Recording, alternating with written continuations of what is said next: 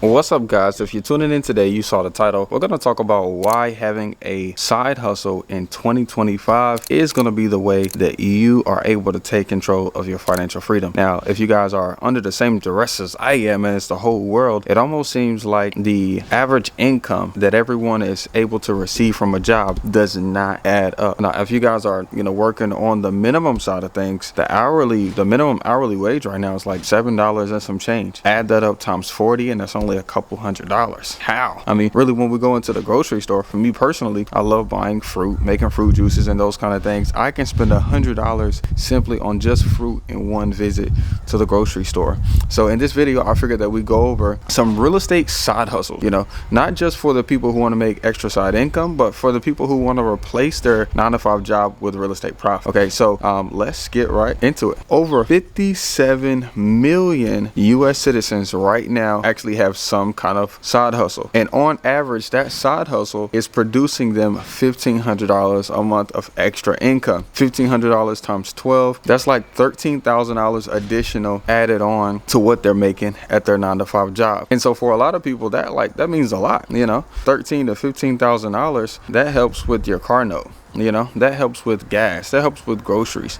That can really, that honestly can change some people's tax bracket. That can bump you up. So this side hustle income is important, not just for anybody at any particular level. It's important for every single one. And this average over 57 million people of $1,500. I mean, that means there's more people. There's people making more than $1,500, a month inside income. I was also looking at another stat that said that people's jobs is draining. It causes a lot of stress, but their side hustles actually give them a lot of fulfillment. And I mean, I can understand that, because right now I'm actually doing one of my side hustles, which is YouTube and marketing and sharing what I do inside of real estate, and I get way more fulfillment out of this than I used to when I worked as a car salesman and I sold cars. That was like a brutal job. Made decent money, but that was a brutal job. I worked long hours, 10 to 11 hours, a day. I worked on Saturdays, never made family reunions because that was on the best day, of the week during some of the best months, and you're trying to make your paycheck,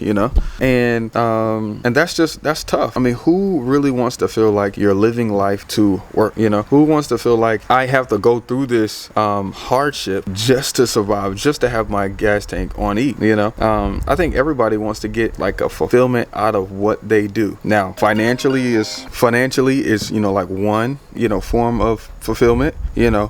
Freedom is a whole nother. Imagine being able to have a side hustle that makes that $1,500 in that 1 month, and you use it to go on a trip. Or your best friend hits you up and say, hey, I'm about to get married, we're going on this groomsman trip to the DR or to Texas or to North Carolina, and now you have this side hustle income outside of your job, and that affords you the ability to be able to go on that trip with your homeboy. That could bring some big time fulfillment. So today I wanted to just list out a few real estate investing, side hustles for you guys to go ahead and implement, whether it's this year or whether it's in 2025. Okay, it's big boy stuff. Okay, now first of all, I don't want to limit you to just how much money you can make. These particular side hustles, if you actually take them seriously and do them well, you can make more than $1,500 a month. Some of these things I do, and I bring in 10 and above. Okay, so let's get right into it. Okay, so number one is wholesaling real estate. Wholesaling is like the Home Depot, in business. See, Home Depot doesn't sell their own products. They actually, connect the person who has the product, and they connect the person who's going to buy it, and they get paid a fee for connecting those two. And that's essentially what wholesaling real estate is. Okay, so we're going to go out, do some kind of research, some kind of marketing, and we're going to go out and find those people who have properties who want to sell. Now, the biggest value for someone who wants to do this part-time is to figure out how much time you can devote to this, or how much you're willing to devote to it in order to have some success in it, on the seller side and on the buyer side, and put it all together. This is a very simple transaction that on average can bring you $10,000 in one deal. So if you wanted to get that $1,500 a month, you wouldn't, but had to do maybe 4 or 5 of these in a year. Okay. Honestly, I've made like $30,000 on one assignment fee, one wholesaling transaction. So you don't have to do a lot of these in order to do great. Number 2 is some form of house hacking. Now, y'all know, well, maybe y'all don't know, but I love house hacking. So this right here is like one of my favorite things that I think almost anyone can do with very little effort. Now, house hacking implies that you have a house, but you don't necessarily have to. And I'll give you a few different scenarios.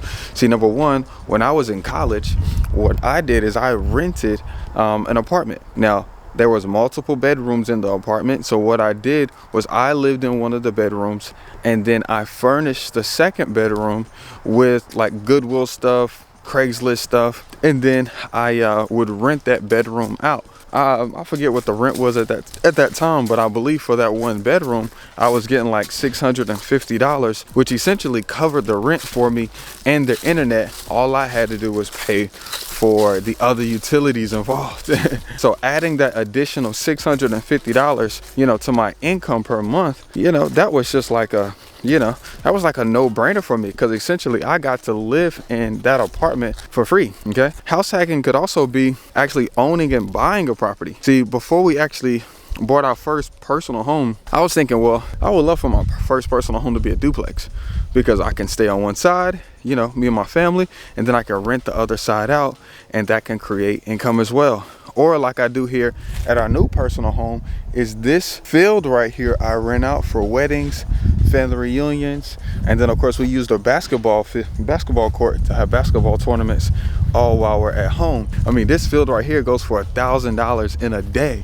So think about that, adding that extra income by not doing anything extra, but just using what you have right now, whether you own or whether you rent. Next is property management. So now my handyman, actually, I wasn't even thinking about property management, but my handyman really put me on. So my handyman is Mr. Kelvin. He does like the little stuff for me. A toilet leaks, tenant gets locked out. I want to put some cameras up on my office. He's even replaced floors for me, but just really all of the maintenance kind of things that happens. And one day I was with him, I was hanging out with him, and he got a call from his friend T. I'm not going to say her name, but it was T. Miss T was like, hey, I'm looking to pick up another rental property. Ask that guy that you're with if he needs help, managing his property. And I was like, that's good. That's good, because essentially somebody can come in, manage a property for someone else. Okay. Some states, they want you to have your real estate license to do this, but a lot of people are just okay with a friend or family member or somebody that they know managing their property for them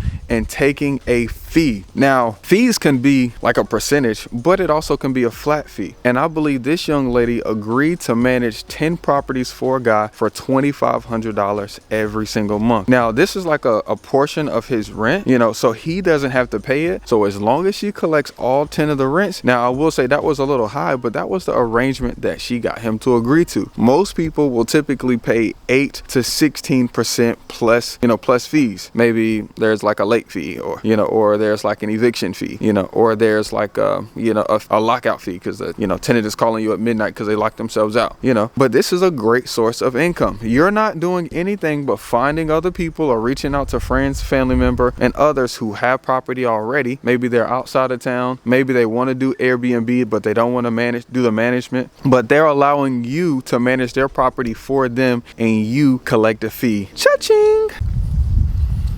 Next up, a real estate side hustle that you can implement this year is short-term rentals.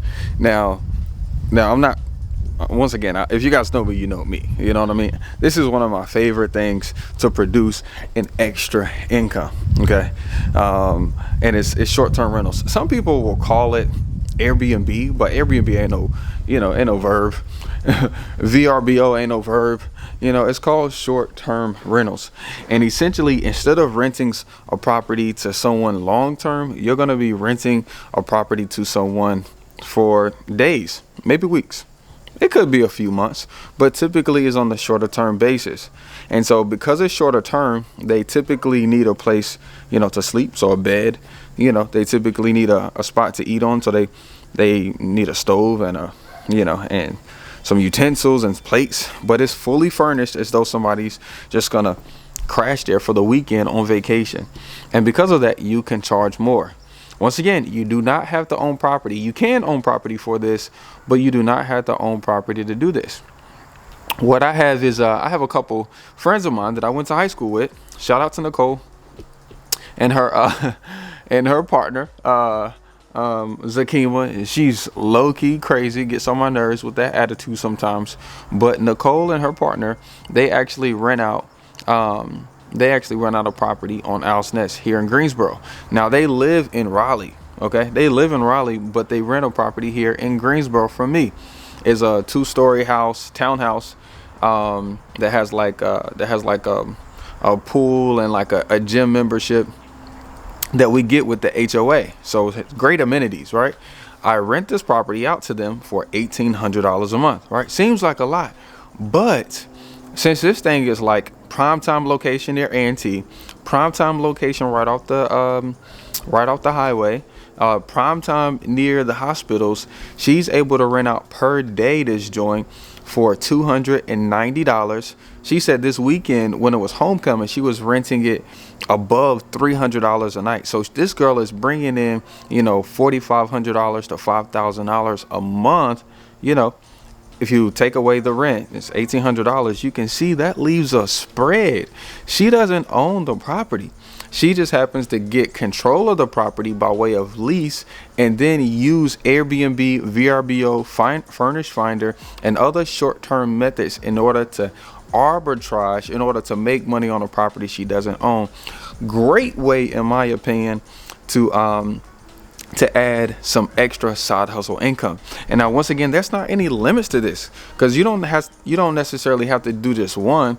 You can do 2, 3, 4, 5. You can do 10, 20. I know some guys that got 50 of these joints all across these different places. One of my friends, he was telling me that like he sets up a new Airbnb in places he likes to visit.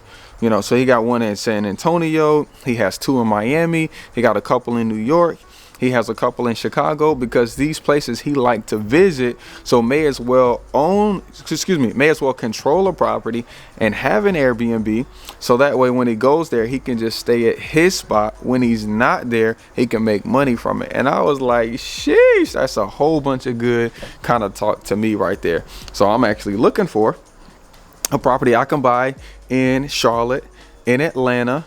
I want another one in Cincinnati. Okay, and I want one in Miami that I can buy subject to. So y'all hit my email, thisismetakingaction@gmail.com, if y'all got a deal that I can buy subject to in those areas. Let's talk about it. Next up, we got the good old fix and flip. Okay, now once again, this is side hustle stuff. You don't have to do this full time like I do. You can do this joint part time. Okay, so when I first heard about fix and flip, it was HGTV, but like intricately learning about fix and flip and understanding the power of buying property and then reselling it, it came from one of our friends, my wife's friend. Her name's Demia in Cincinnati. So she's not doing this full time. She has like a regular job, nothing crazy, but she's halfway decent at saving money, so she's putting money in 401ks. Her company has a match, and so her 401k is growing, and at this time when we're right out of college, she's aggressively putting money into her 401k. Next thing you know, she has $40,000 in her 401k, and her dad presents her with an opportunity that her cousin found, and he's wholesaling it. Okay, I think the property was like $25,000 for a 3-unit, and and they just wanted to buy it to get control of it. So she ends up taking money out of 401k, buying it. The dad puts in some money, she put in some money. Now the dad is like a contractor by trade, so he goes in, he fixes one of the units and gets it rented out. Okay. The second and third, they really didn't want to spend that much money and get those two rented out. Get those two fixed up and rented out. So what they decided to do is 6 months later, they decided to put it on the MLS to see if they could get it sold. They sold that joint. Like I said, they only fixed up one unit. So this is, like I said, this is a side hustle. They bought it for cheap, fixed up one unit, got it rented out for cheap, and then they put it on the MLS and they was able to sell that joint for 100 grand. You see what I'm saying? And this took less than a year. Used 401k money. Not a lot of time invested at all. You know, someone else found the deal for them. They simply was just ready for the opportunity. Came in, added a little value. No HD TV, you know, breaking down walls, adding no. The slightest improvements were made. You know what I'm saying? Which created big opportunity, you know, for them to make. I think they both end up walking away with like 35 grand after their original investments. That's a big deal. So imagine doing one deal over 12 years and add an additional $35,000 into your pocket. That's a great side hustle. Next is a super easy one. Okay, it's real estate photography. Myself, other real estate investors, real estate agents, banks, they need pictures of real estate. See, in this business of selling houses, pictures help make or break a great deal. See, most people are making their decision whether they should book an Airbnb based off of great pictures. So, hey, a little investment in a camera like you see me using right here, and a little investment in time meeting people who need those services like me, the real estate investor, you can make extra side income. My homeboy, it ain't nothing major. It's just my homeboy. He got a nice camera. They got the time. They don't do like big time edits, you know. They charge me $150 to take pictures of my flips and my Airbnbs, and I'm sending him stuff maybe 3 to 4 times a month. Okay, this is big. This is big. Now, don't even sleep on the wholesalers, because a lot of them lazy wholesalers don't even want to go to the property, so they will hire you, pay you $150 to take pictures of the property, put a lockbox on it, and send it to them via email. $150, and you do that twice a week. You know, you can add, you know, you can get close to that $1,500 every single month that you're looking to add on. And even better, it's only going to take you 30 minutes to an hour to really complete this task. So that right there puts you in a different tax bracket. $150 an hour. I'm pretty sure that's going to beat your job. Now, one thing that I didn't mention about the side hustles is the side hustles are going to make you more money than your job, period. You know, they're going to make you more money than your job because you're doing all of the things that provide more value to the world. I don't even know how to say it other than that. You're directly paid for the amount of value that you're able to distribute and give to the world. Because essentially money is passed through people. So the money that I make, someone has to take it out of their pocket and give it to me. You know, the things that I need, I had to take out of my pocket and give it to them. So the value that you provide directly affects the amount of money that you can get paid. Okay, so think about this as you're going through this list and you're determining which side hustle you're going to do. Okay, so the next one is real estate consultations. If you guys have bought a property before, if you've done a wholesale deal already, if you are currently doing a seller financing deal with someone, if you're the lender, if you're the private lender on a deal, you know, if you've done a lease option, if you purchased a lease option, you know, if you've surveyed a property, if you've done real estate photography, if you've done wholesaling, if you've done anything inside of real estate, that can give you the opportunity to be a consultant and share your experience and the things that you did not do good, okay, that you could have done better and you didn't know until after the fact. You know, if you were very successful on those deals, you can, you know, use that leverage. You can leverage your experience and teach someone the things that you did great. And that is valuable to others. So real estate consulting. Next is bird dogging, which is one of my favorites. If you ever have a deal, you can definitely send it to your boy. I love for my bird dogs to get paid $2,500 and up whenever you simply send me a seller. Now, bird dogging is not getting the property under contract. It's simply knowing somebody wants to sell, and they might sell in my area and sharing their name, address, and phone number with me. So it's just giving me like an alley-oop. You're not doing the whole process of getting the deal on the contract. You're just referring, someone, to someone else so they can do their business. So I have plenty of bird dogs that send me stuff. I love doing it. And like I said, you're just referring other people. So I've had bird dogs market to sellers by just putting up like a post on Facebook. I've had bird dogs find sellers by going through Facebook Marketplace, right? I've had bird dogs send me deals because they're driving down the street on the way to the grocery store and they see someone getting evicted. I have bird dogs that work at the bank and one of their clients is behind on payments and they refer me.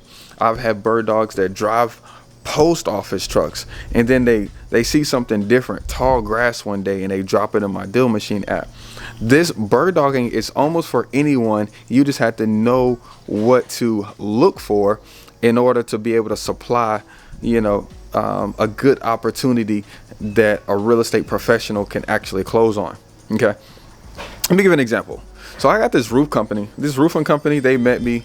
I love doing the insurance stuff, the insurance claims and getting the insurance to replace roofs. They knew that I knew about the claim process, so they were willing to pay me for referrals that I send their way. So I'll simply make an email, and I'll make a video about insurance claims, replacing their roofs with weather damage, and then I'll say, hey, check these guys out if you want to get this done. 10 people go to them, boom, they pay me $2,000. One of the easiest side hustles ever is just being a resource to that person and them by talking. Great, I love it. Now, I will say by far, bird dogging, the hardest part about it is actually just finding people to work with, finding a reputable bird dog for you to, give opportunities to, and then being a good networker, being a good opportunist, and finding good people who have things that they're doing. So if you're one of those people that feel comfortable going out to meetups, if you're one of those people that feels comfortable meeting new people, or if you're one of those people that are just active, you're active in church, you're active in your alumni school, you're just always out and about doing things, you work as a barber, you're meeting different people. You might be a great bird dogger, because you could be a really easy connector because you already float around in these circles all the time. I'm telling you, one of the easiest side hustles that you guys need to pick up right now and do. Now, lastly is private lending. Okay. Now, if you guys want a passive side hustle, this by far is going to be the most passive way that I know how to make side hustle real estate profits. I'll give you an example. My boy Kendrick just went to go buy a mobile home. Okay, he bought mobile home and land, for $8,000. I lent him $10,000 so he could be able to cover the cost of closing cost, and he's gonna sell that joint for $18,000. Now, what I get out of lending him $10,000 is some interest. So he's gonna end up paying me monthly payments come with interest, and whenever he pays me off, I would have gotten my money back plus some interest. In my opinion, it's one of the easiest and best ways to have side hustle income, especially when it's a no-brainer situation like this. Think about it. For me, if he doesn't pay me back my $10,000, I end up with some land and a mobile home. Maybe I'll just flip it myself, or maybe I only got $10,000 in it. Maybe I'll just rent that joint out, or maybe myself, I'll just sell it on terms. See, private lending in real estate is almost like a winner chicken dinner. That's why all these banks do it. Number one, because it's actually backed by real property. It's not backed by stocks. It's a real tangible. You can go out, see it, touch it, feel it, smell it. And it's a general need. Everybody needs a roof. Thirdly, it can be insured. So me lending him this money, I made sure there was insurance on the property, and I go on as the mortgagee. So if there's ever something that goes wrong and the insurance has to pay out, then the check goes to me first before it even goes to him. And then lastly, there is like a protection behind it. is a promissory note and a deed of trust. This stuff gets recorded at the courthouse, so it's at a state level, right? It's not just like a backyard agreement. Private lending is one of the easiest ways for you to make not just like monthly interest checks, but you can make all kinds of deals. I've done private lending deals where a student needs 100 grand now because he has the property sold later on today, you know, for 150 grand.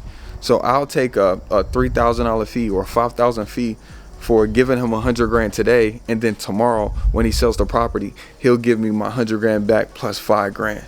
You know, it's just one of the simplest ways. Now, there are definitely some nuances, and you can check out some of my videos about private lending, about some of the little things, and all of these things kind of have some pros and cons about them, but you pick your favorite one. That's 9. It's 2024, 2025.